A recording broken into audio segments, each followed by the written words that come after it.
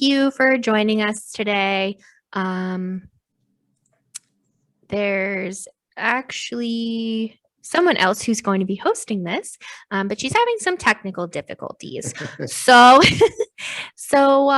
while we get that sorted out,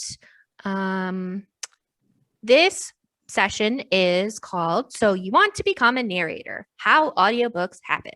And we are happy today to welcome Bruce Colville and Rebecca.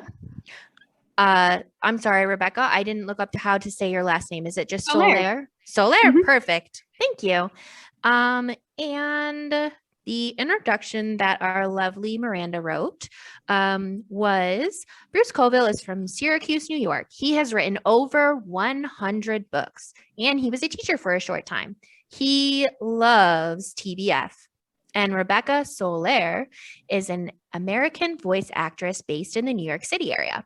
She has voiced several audiobooks. Some of her most notable voice works are The Lunar Chronicles, Cinder, and Lock and Key. All right. And Miranda, are you ready? Yes, I am. Sorry for squeaking in here at the last second, but I'm all set. Awesome. So yes, welcome. And I think that what we're going to do is get started and let each of the authors give a little introduction for themselves too, and then we can move right forward. Hit it, Bruce. Okay, you got the brief introduction. I've been publishing for 40 years, published 105 books. The newest one is The Thief of Worlds. And I'm really jacked about this because I started writing this in the early 1970s. I've been working on it off and on for just shy of 50 years.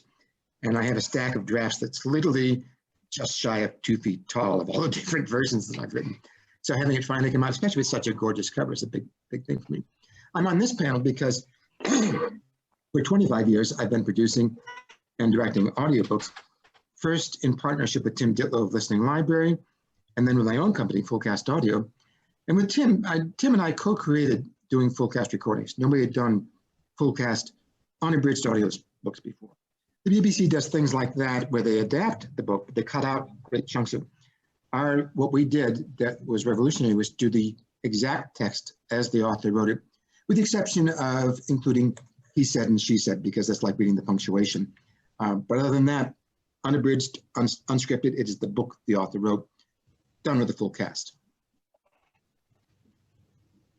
All right, over to me then. I am an actor. I'm in New York City and went to school for musical theater. That's my background at Carnegie Mellon in Pittsburgh, moved to New York right after. And I like to say, just keep going wherever the yeses take me. I was really fortunate enough to get into animation voiceover work as the first foray into VO. And then from there, got with my agents, and it was my beloved agent, Sherry Hoffman, that introduced me to narration. It marries two of my loves, which I'm a voracious reader, which I will tell you, unless you're a voracious reader, you cannot be a narrator. It's not a good marriage. I know a lot of brilliant actors that cannot do audiobook narration. And one of the biggest things is I read my book 3 times before I record it. So you have to love reading so much that you're now, not all narrators do what I do, but I like to be really efficient in the booth, and I like to make sure I know what I'm doing and know where I'm going. And so if you don't want to read a book 3 or 4 times, then you do not want to be an audiobook narrator. But yeah. I have a question for you right off the bat. What do you read from? Obviously, you're not reading a bound book. I'm assuming you're not. Is it a PDF?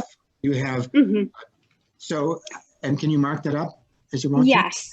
So when I first started, I would get like a padded envelope messengered to my apartment with like this many pages. And part of the choreography was you get to the end of the page and either I would have to mark the last sentence that I was going to read, because you know how sometimes sentences go over to the next page. And then I would wait like a second as I moved the page, because that makes noise on the mic, and then continue. And I would mark it up with all my highlighters and my colored pencils and whatever. Now it is an actual PDF. It's really easy. And if, well, PDF, it's normally just sent, you know, to my email, unless it's kind of a graphic novel and some of the images are too gigantic, so they'll send it to a Dropbox. And then I use a program called iAnnotate, which is actually a program that a lot of teachers use as well, because when they're grading papers or tests, they can mark the documents live. And what's great about iAnnotate is that at least the newest version has a ton of color options, underlining color options. You can embed sound clips if you want. I don't use that option, but I know one of my favorite colleagues, Mark Thompson, who does a lot of the Star Wars books, or I think he does all of them. He's remarkable, but he will embed little character reminders for himself when he gets to the chapters of how he recorded it. I keep that on my phone and then I just scroll and play it really quickly. And so it's lovely because there is no page noise when you just are scrolling and scrolling and scrolling. And I personally highlight, not everybody does this, but I highlight every character a different color. And I mark breath marks. I will say, pace, pace, pace at the top of the chapter if it's like the action scene to remind me where I am. I write my little cheat of what the voice is. And that's why I read it so often, because sometimes an author like yourself won't give a clue or will give texture about the character, like on page 250, that that you should know at page 1, right? They might not mention an ass, that they grew up in Baltimore and whatever. Like the best authors don't just spew out all the character and details in the first chapter, right? They bring you along and you're uncovering and unfolding these people. So yeah, I mark the heck out of it. Sforzando, pianissimo. I write and I have little things that I created in my brain that I know mean something. So a squiggly line underneath dialogue means sarcastic to me. That they're being sarcastic. So it's just like everybody has their own form of shorthand, but that's how I do it. Sounds good. So are we going to get questions from the audience, or do we have a moderator, or is our moderator not make Yes, I am the moderator and I do apologize. So yes, we are open to questions from the audience. We also have some questions that were submitted beforehand that some people had. So maybe we'll just give a few seconds of silence in case people do want to unmute themselves and throw out those live questions. And then we do have some other questions that were submitted. So I'll give a moment for people to unmute themselves if they care to. I see my pal Leslie Archer in the audience. Leslie and I have acted together a lot. Oh no, I've been found out. So wonderful. So I'm going to throw out a few of the questions that were submitted ahead of time. And then anyone who's in the audience, if you feel comfortable unmuting yourself, go ahead and jump in anytime. You can also submit those via chat. And we have a couple moderators who are watching the chat to make sure we catch those questions too. So at any time something inspires you for those questions, jump it right ahead. So hearing you talk about, your annotations and all of that bit, I thought that I actually have one of my own questions. You said you read the book 3 or 4 times and that sometimes you don't have, the exact voice determined till maybe later in the book when the author gives you some clue. Do you find yourself having to struggle with which way to go with a voice? And is that sometimes difficult to, make a choice over one type of voice over another? I'll say the largest challenge for me as an actress is when the book has, say, 6 girls of the same age, and I am one woman. Because what I then try to do is because I want the audience to kind of know who I am when I'm speaking the dialogue, right? And I normally choose, my author neutral voice for the main character because it's easier on the chords, to kind of stick with that. And then, so that's when I will, change pace, or I will, if one of them has a dialect or accent, that's fabulous, because that's a clear indicator, well, this person is slightly French, so she will be slightly French, and you will know that is, Emma. But so what I try to take really in those cases where perhaps the author hasn't necessarily described a vocal type is I try to take the essence of the character and their energy. So if they're introverted, I let that kind of inform their voice. If they talk really, really, really fast because they're nervous all the time and they're one of those high energy people, then that's why I prep the book so much, because people that talk really, really fast, they don't take breaths in between, and then they keep talking, and that's how I need to read the words. I think, Bruce, you said in an earlier session, it drives you crazy when people are narrating at this pace. It actually drives me crazy too, because to me, I feel like you didn't read the book before you recorded it. You're cold reading this, and it drives me crazy. I'm like, I don't like the that. thing about having subtitles in the book is tricky when we have a full cast too, because if I've got 6 12-year-old girls, trying to find 6 12-year-old actresses that have distinct voices and won't blend together in the listener's head can be a trick, because they tend to be in the same pitch at the same place. So that's one of the most difficult casting things I have is getting young people who sound significantly different from each other. Yeah. That's interesting you bring up, having a full cast, because that was actually one of the questions is, how does it compare doing a book by yourself with working with a full cast? And if you have a preference, one over the other? Well, I have a preference for full cast recordings because that's what I do. That's my company is Full Cast Audio. And I love the sound, but it's tricky. It takes probably twice as much time in the studio at least to do that work. I love the sound. I love the variety of it. I love working with actors. I fell into this in a way. Tim Ditlow and I were talking about he wanted to do a couple of my books, and I said, no, I think I'm going to record them myself after a bad experience I'd had. And he said, what are you, crazy? I said, yes, everybody knows that. But we began a conversation that ended up, and in terms of a true collaboration, this is the way these things work. Tim is convinced it was my idea. I'm convinced it was his idea. But we decided that we'd try doing books with a full cast rather than a single reader. And we do this in Syracuse. Tim said, well, how can you do it there? He had what I call the bi-coastal talent prejudice, that all talent is either in New York City or Los Angeles. And we have 3 talent pools. We have the Syracuse University Drama Department, where I can get very well-trained young voices. We have a vibrant community theater community here. And I have actors who are as skilled as people you'll see on the New York stage, but maybe not as pretty. And sometimes you say to people, I mean, you got a great face for audio. Bob Moss, who is the director of Syracuse Stage, or the artistic director for a long time, I was about 5'5", very New Yorkie. He said, Bruce, on audio, I'm 6'2". And the third pool I have is kids. And we do something that's, some people do it now, but it hadn't been done in the industry. We cast kids as kids. And there are talented kids everywhere. And we've had really remarkable success. We found some amazing young actors.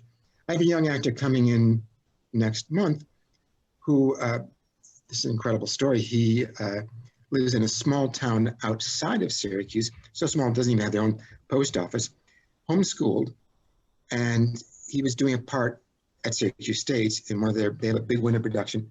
They have a special contract that lets them use equity actors and drama departments. And then they bring kids in here. One of the actors from New York, his agent came up, saw this young man, this boy, he's 12, and offered him a contract. And he was sharing a lead in a Broadway musical that was going on the road, but it was shut down by COVID. And he also has a film agent now. He's in New York making a film, but he's from right around here, 20 miles away. That's cool. It's an amazing story. I had to cut some of the details because the one of the projects is a secret. But there's talent everywhere. Here's my favorite one about finding talent.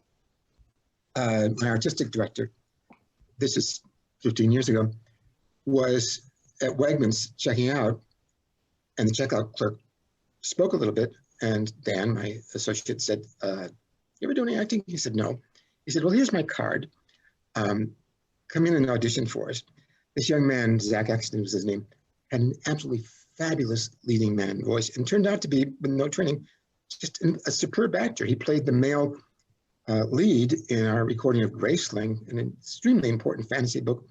And people love him. His voice just makes you melt. So yeah, Dan said, proves you can get anything you want at Wegmans.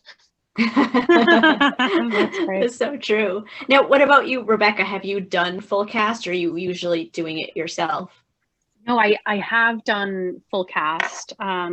Noelle Stevenson did a graphic novel of Nimona that was a lot of fun. I've done a couple of the Star Wars books, full cast, which is just, ridiculously fun. That's where, you just get to watch as other people are making just the most amazing noises. And then one of the full cast books that I did that was it was a really interesting take on audiobooks was Courtney Summers' Sadie.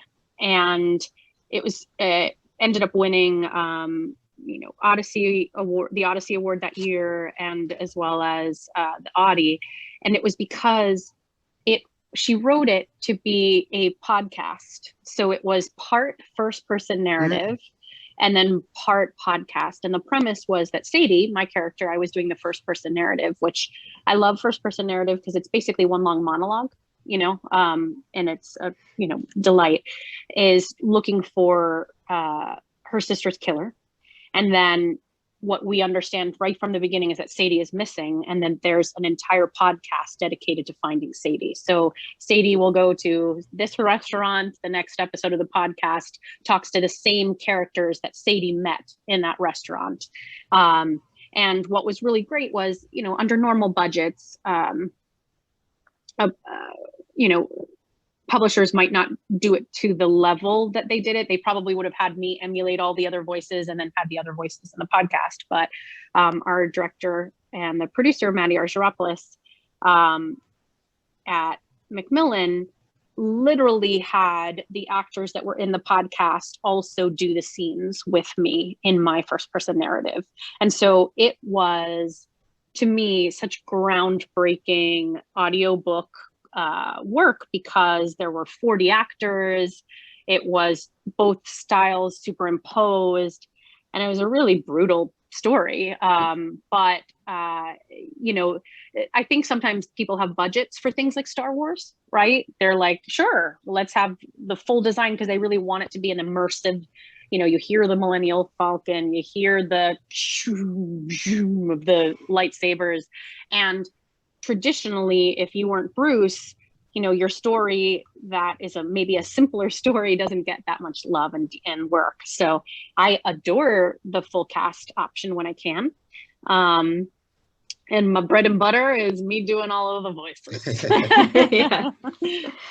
We do have a couple audience questions that did pop up as you guys were speaking. The first one is, what happens when you mess up while recording a book? And I'm thinking, especially like if it's you just reading the whole thing and it's like uninterrupted scenes. So it depends. There's two things, two ways that you get recorded, and depends on the budget and it depends on the publisher. In my world, is that it's either called what's called punch, meaning I messed up. They go to the beginning of that sentence and they play what I just said and they punch in and then I re-record. Or they do just an open record and where they don't stop and start the recording. It's one long file, but then I catch myself, and I'm really good at catching myself for the most part. I'd say I catch probably 95% of my errors. And then I just pick a point that I think is appropriate for me to go back to. So if it was a huge action sequence or a really emotional sequence and I messed up right in the middle of the monologue, well, I'm not just going to pick up that sentence because I probably was building and building and building, and then I just cut back my own momentum. So I'll go to the beginning of that paragraph and take it over again. And no, you're going to make mistakes. So that's the glorious part of audiobook narration. No one expects it to be word perfect.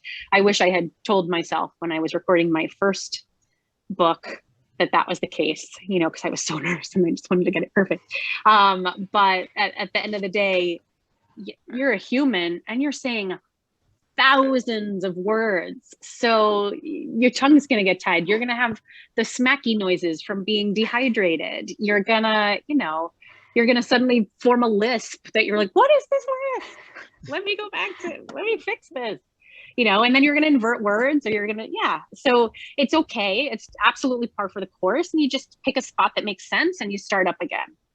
It's so funny because I'm not sure who submitted that question, but I did envision them just reading the start to finish, no breaks. That's just, you know, in my head. I knew it wasn't true. Like in my, you know, cerebral mind, I knew that wasn't true, but that's what I imagined was, you know, oh boy. My goodness, if I could, let me tell you, there's a Guinness record or something, if you can do that. I'm competitive with myself and I'm like, how many pages did I get? Okay, I did 12 pages without an error. But that's not the spirit of the audiobook. The spirit of the audiobook is to bring it to life and make these characters live. It's not to be word perfect. Because I'll tell you this, if you're reading it from the lens of I've got to be word perfect, and this is why I don't ever recommend anybody listen to my first audiobook, I don't think it's as lived, right? Because you're being a little careful, or you're reading slower, or you're maybe not, you know, you're not as free, you know, and Bruce, you're going to have more free performances because you have everybody interacting with each other. It's going to feel a little stilted. But we do get word perfect. I mean, we demand word perfect. Well, I told you I trained with Tim Ditlow and he expected word perfect. And we go back, we do what you call the open mic thing, but it's just running. And we may have the actor take 8 or 9 takes trying to get the emotional content that I'm looking for. One of the nice things about doing it with a full cast is it, I think, allows for a wider emotional range, something that would feel odd if a single voice narrator was doing. You can go farther out in terms of somebody who's afraid or somebody who's angry. You can really use heightened emotions, let the actors go in places they might not be able to do it in a single voice read. I agree. I just recently recorded a book, The Most Beautiful Girl in Cuba, and it was 3 narrators doing different roles, and it's a very sad tale, but I was leaving my daughter, you know, to live with my parents and just destitute, and I had this glorious monologue or all this dialogue. And the thing that breaks it up as an actress is you're weeping, leaving your daughter. You're saying these words, I'll love you forever, she said. And la la la la la, they thought. It's all those things. And you can't. So it was the opposite for me. So in that, I was getting so emotionally invested that I had to like stop, take a second and go, she said.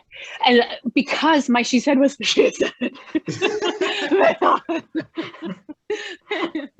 Which is so, you know, it's a little bit of like act, narrator, act, you know, parenthetical phrase. So I love that. I find myself doing that when I'm reading to my daughters, like take a breath, get out of that emotion. That's wonderful. Now talking about mistakes, is it different per author or per publisher? Like, do some publishers, you know, say, hey, you can have whatever mistakes as long as it goes with the flow? Are there some that do demand that word perfectness where you cannot go off the book at all? That's got to be Rebecca to answer because I am the publisher and I demand word perfect. So I will tell you this, listening library has to be word perfect to the degree of, let's say I'm going to the store, but it's dialogue like, hey, what are you guys doing? I'm going to go to the store. You know, I would have to read it. I'm going to go to the store. I don't have the liberty to say I'm going to go to the store. Even though as dialogue, people would probably slide it all together and there's not a lot of humans in the world that are actually saying, I am going to go to the store, right? And that's really so there's hard a happy to medium. Isn't that hard to do and make it work? We find that too. Just doing that word perfect thing is not the way people speak. And to make it sound natural is really tricky. Yeah. Now, is that because those are for visually impaired people who need to have exact words? Is that what listening library is? Yeah, I believe so. So I think it's that, but it's also for people that, you know, are learning or have challenges reading, so that they can follow the text along with the audio, so that Okay. they can kind of understand. Mhm. And then there are certain publishers that, you know, fix huge things, but you know, if I maybe say, you know, and if they catch it, you know, of course they're going to have me fix it in fixes, which normally happens a week later. They'll give me a list of every, you know, kind of error that they want fixed. But if it's the spirit of it, so she ran in the room, she ran into the room. If it's in the middle of a huge emotional monologue that is just so gut wrenching, they're going to let it go, you know, but not large things, right? And certainly not pronunciations and not things to that effect. I mean, publishers want you to read what their author has taken, you know, quite a long time to write, you know, and that's my job. My job is to do that. Yeah. Great. So we did have another question that popped in, a little change of pace. Should nonfiction versus fiction books have different narration process? Like, is there a difference in how those are worked? A lot of research. There's a lot more research that goes into, I think, with the exception of fiction, science fiction, which you work with the author to make sure that all the pronunciations of the fictional worlds or planets or names or, you know, species. But the thing in nonfiction that I find is that you need to know how to pronounce all of those villages in Bosnia, you know, you need to understand that language and really make sure that your pace and your pronunciation are impeccable, because people often listen to nonfiction to get educated, right? So if you are going to pronounce, you know, the town or the village incorrectly, they've learned it incorrectly. So there's a real responsibility to make sure that you're getting that right. Yeah. Now, Bruce from the Audible.com commissioned our publisher. studio to do they were trying to get everything in the world on audiobook at one point, and so they were farming out a lot of work. And one of our best actors was working for them at the studio we use, and they would spend my assistant here in the office works half time at the studio. You come back and say, oh, we were like spent hours with the dictionary yesterday, just trying to find how to say these words that nobody knows, nobody's heard of. If you haven't studied about Bosnia, you know, to use your example, it can be maddening, I think.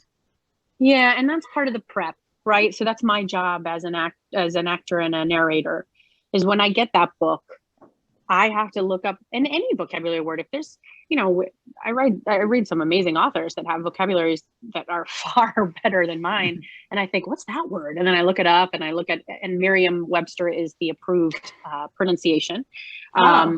And I look it up, and I think, oh, that word means exactly that. That's fabulous. You know, I'm using that word. I'm gonna, you know, try to incorporate that in my life. But yeah, so there's two things that I use actually.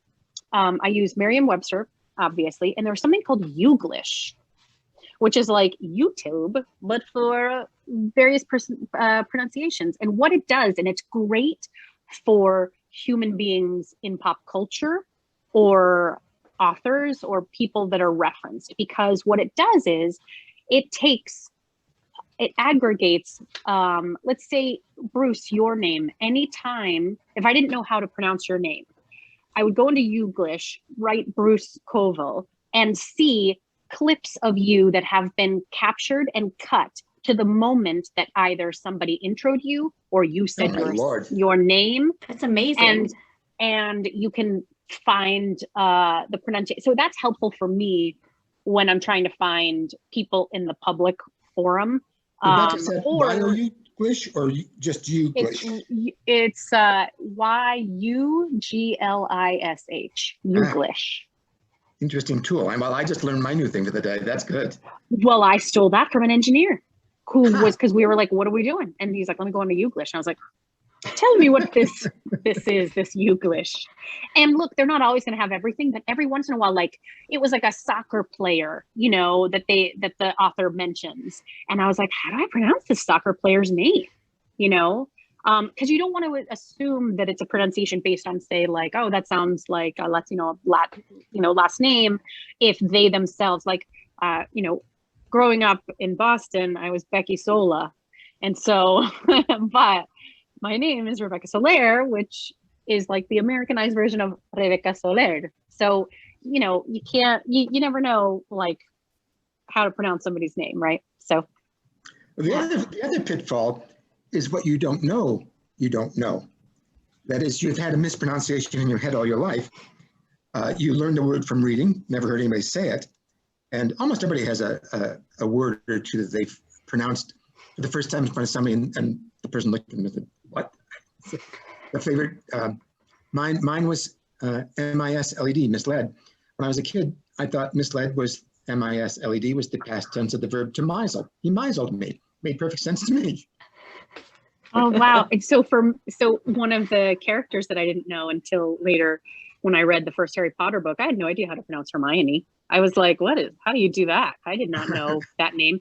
And actually there was a book that talked about somebody's alma mater, and I had always pronounced it alma mater, and it's alma mater. And I never, if you had said $1 million in one, answer, I would have said, I'm betting $1 million. It's alma mater. I took Latin, and it's alma mater. It's just those things that you don't know until Miriam lets me know how she wants it pronounced. Yeah, well, but the thing is that you don't even know to look it up because you think you know it. Correct. And then it comes back in a fix, and then I say, what? That's not how you, and then I look it up and I'm like, oh, I stand corrected. I listened to a long and really mostly beautifully performed adult novel, and the narrator consistently pronounced Houston Street, because it's set in the Lower Village, Houston Street as Houston Street. And nobody caught him. And this was a high level project, a very important literary novel. And every time he said Houston, I just twitched. I thought, this narrator who lives down there would never say that. And that's where, QC's got to help you out too. And they really failed the narrator on this. Right, it's true. Now, we did have another question about preparation, speaking about, prepping for pronunciations. Are there other things that you do to prepare before you go into the studio and before you're, using your voice for that extended amount of time? Well, we have a rehearsal because of the full cast work, and also because I'm, in many cases, training, especially young actors. So we do a table read, and people get a chance to hear what their acting partners are going to be doing. So it's not a surprise in the studio, and they can build their performance around that. And it also, it's a great time. There's a lot of laughter, sometimes from the book, sometimes just from us screwing up. So that's the prep work we do. We do a full read before we get in the studio, but that's the nature of doing the full cast thing. Well, as I said before, that sounds like Narnia to me, because when I do full cast, our prep is like the mic check when everyone reads through the scene once and then we record. So that is decadent. But so it depends. If it's a multi-narrator, I reach out to the other narrators and I say, hey, your character shows up in my page, 97. How are you doing them? And basically whoever records first, fun fact, gets to kind of like set the voices. No, but we really do try to collaborate with each other. And that's where, I feel like I'm constantly collecting voices in my life or energies. And when I mark up my script, I will write, like Maggie Smith, if I'm channeling my version of Maggie Smith, which sounds, by the way, nothing like Maggie Smith. I do not do impersonations. I do like the essence of who these people are, but I will also collect from my personal life. So if this character sounds like my Theo Simon, my Uncle Simon, then I will write, Theo Simon to the left. And then that's how I know, like, oh, that's his voice that I'm about to do. But the other thing that I do, honestly, is I bring a Granny Smith apple, which is something that I learned a long time ago, helps with that noise, that I just ate a banana noise, or you're getting dehydrated, because what happens is you're talking so much that, of course, your mouth gets dehydrated. So I've got a big bottle of water, I've got a big old coffee, and I've got a Granny Smith apple. And that, Rebecca, I'm not sure people actually know what you're talking about there, because we're unaware of it in our own, when we're talking, for the most part, especially not in a recording studio, we're not aware of these little crinkly sounds that come from the corner of your mouth. But when you got somebody on a close mic and they're reading, and you can hear this as part of the background, it's not good. But it's maddening. Yes, It's yes. maddening. Some of my and favorite podcasts fall victim to this, because a podcast is kind of more relaxed and whatever, and we're talking and you love it, but then you don't realize that the listener for 30 minutes or 45 minutes is just listening to you go, nom, nom, nom, nom, and it's like, ah! Hence and why Granny Smith, I don't, Yeah. for whatever reason, its tartness cuts the tongue phlegm. I don't know what you call it, but the tartness really does do that in a way that, like, the other flavors, the other types, I should say, don't. the other thing is, sadly, it gets worse with age. Some of our older actresses have more of a problem with that. We have to stop more often, tell them. The other thing, there are times when I've said to lovely young women, you got to clear your sinuses. Do it. So these young women going. Well, that you can hear it if it's not cleared. Mhm. I was just going to say we have about 5 minutes left, so I wanted to get in a few questions about like getting into the business to close off with. You talked a little bit about, Rebecca, how you just kind of yesed your way there. You just kept saying yes to opportunities. Do you have any other advice or stories about how you might get into the narration business? Well, a lot of this is online now. So while I work through my agent exclusively, there's a lot of voiceover talent that can work through things like voices.com, or Audible has its own wing that they use, where they deliver very specific specs of what they expect. And so my recommendation, if you would need a sample. So think of your audio. So this isn't any kind of voiceover. So if you're trying to do commercial voiceover, you need 1 minute, no longer, of different types of commercials that you are showing range, but still within your own vocal type. So in my mind, I call it the Barbie Dream Pool versus L'Oreal lipstick, because you're not hiring me for L'Oreal lipstick. The real women the Barbara Rosenblatt, that resonate down there and just are like, it's luxury. Like, I can fake it. It's never going to happen. Right. I'm like, Mom, I want a new cell phone. Right. So you pick things and make sure that for audiobooks, that it's a genre that you would get cast in. So as a woman, I'm probably not going to be cast to do that nonfiction war story set in Bosnia. Mm-hmm. It's just not going to happen.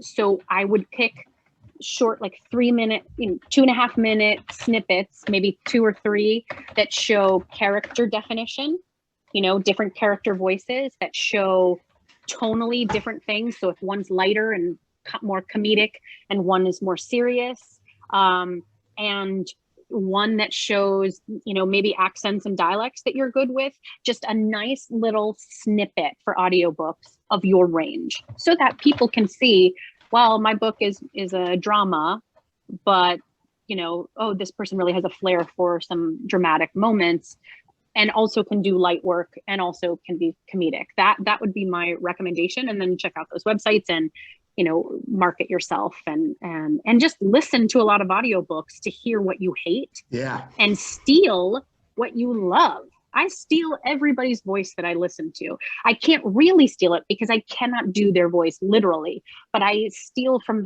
I was just renegotiating my cell phone bill, and the woman had such an interesting voice that I was like, she's in there now. I got her forever. I don't know when I'm using her, but I got her in here. So that's what I tend to do. Yeah. And so Bruce, from your perspective. Well, the 2 places that people need to know about, Rebecca mentioned Audible. It's called ACX. Their platform for making matching people who want to hire a narrator with narrators who want to be hired. And then the other one is Findaway Voices, and they have performed the same function. If you don't want to get near Is that Find Your Way? Find a Way, Findaway, Find a Way. Thank you. Oh, I don't know that. That's good to know because people ask me often, and I, you know, live in a bougie lifestyle where my agent helps me. But Findaway Voices. Oh, sure, here it is right here. Yeah, it's a division of the Playway Company. They are sort of nipping at Audible's heels. I like the people at Playway, Findaway, and they've got, I think, better terms. So that's a place to keep in mind too. And then Dan Zitt has just started with, in collaboration with somebody, a thing called Ahab, which is trying to create a record of a place for all voices to be found. So take a look at that too. I saw Leslie raise your hand, wave your hand.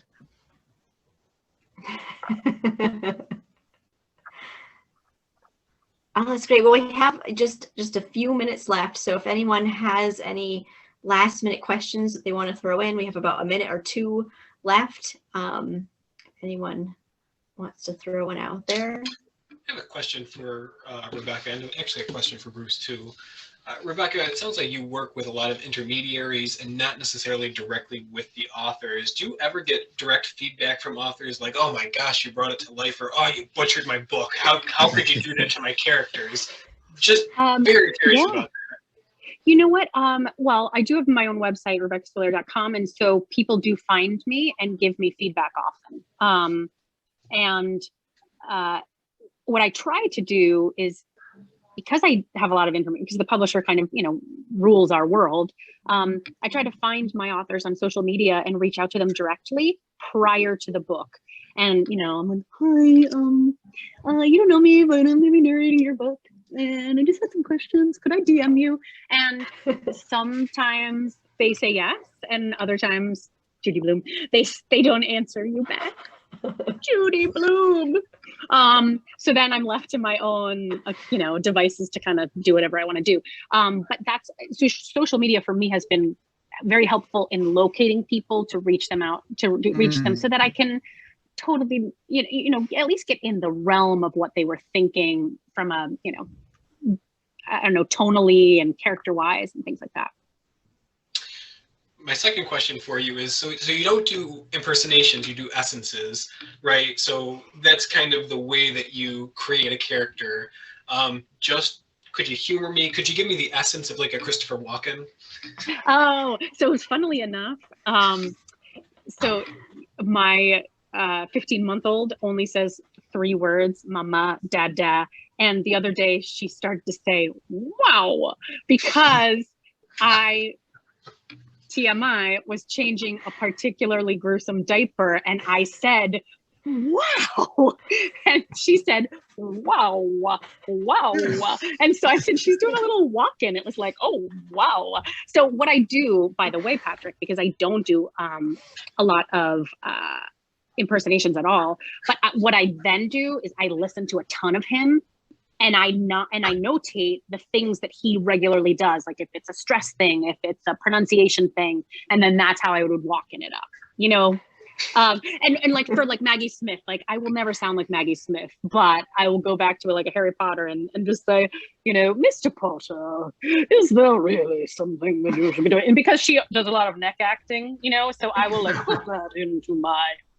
Well, this is horrifying to look at on Zoom, by the way, all of this, but you understand what I mean. Like I try to like, what's her physicality that makes her talk like that, you know? So again, that did not sound like Maggie Smith, but that's kind of what I'm channeling when I do it. Fascinating. And then, okay, Bruce, this is kind of in depth. So I do teen media librarian work. And so you have a production company, you're a prolific author, you've been around, oh, not to date you, but since I was a kid, and I've read all your works, you're starting to bridge mediums with your production company through audio. Is the next logical step to go to like an animated series and take those full cast and then animate your works to bring it to life even more? What are your thoughts on that? What are my thoughts are, I'm barely coming out of all the money I spent on creating full cast audio, which was basically my entire retirement money. So the thought of now moving to animation makes me want to set my hair on fire and run screaming into the night. So, Although he is open to other people purchasing his books and Absolutely. optioning them for I mean, animation. I'm in discussions with somebody who wants to do an animated version of one of my stories. I love the idea. I'm I'm too old to start a whole new business right now. Well, we're just about at our time because we want to make sure people have time in between sessions to get ready for the next one. So thank you so much. And I don't know if any if Kate had any last minute things to add or if we're just okay wrapping up here. But thank you guys so much. It was wonderful conversation, and I think we all enjoyed learning a little bit from both of you.